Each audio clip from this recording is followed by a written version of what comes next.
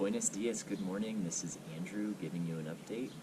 It's a little bit wetter here than other times that you've seen me. We got a lot of pounding rain last night, and the spot that I'm sitting on is a little more damp than usual, but hey, it's the roof, so what do you expect? Hopefully you can see the views behind me. There's this amazing clarity today, and there's a cloud kind of hanging over the top of the one volcano here. So what a great morning. It's so cool to be able to wake up in a place like this. So talking a little bit about my Spanish experiences, spent a lot of time in conversation with my teacher, and that actually went better than expected. I know yesterday's update I spoke a little bit about what my expectations were. It was going to get more difficult and more difficult.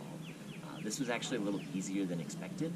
I was sharing some updates about what Nora and I had been doing the day before, which included trying to buy plane tickets and trying to give her details about where and when we were going and about how expensive the tickets were.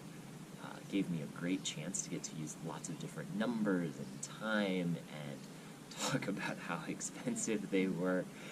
So all of those kind of regular conversations. It was really gratifying to feel like I spoke about my entire day using Espanol, and while it took a long time, it was quite slow, it was still really rewarding.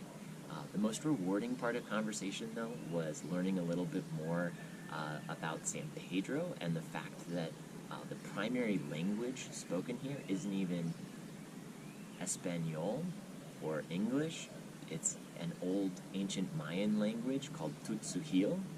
I probably butchered the way in which that's supposed to be said, but it's a language that's primarily passed down generation to generation verbally.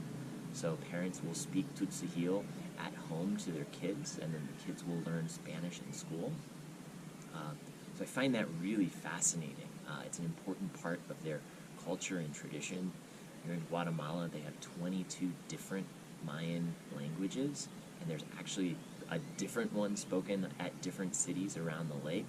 So quite crazy to hear that before Spanish there were all these different languages. So again, one of the cool parts of these immersive experiences, really getting to learn so much about one place.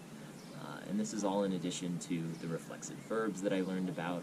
I've started working on present tense conjugations for AR verbs. If that means anything to anyone, great. If not, don't worry. So, anyways, today's our last day of class. I'm really looking forward to the weekend. And we'll hopefully give some updates over the weekend too, even though there won't be quote-unquote class. Okay? So, talk with everyone later.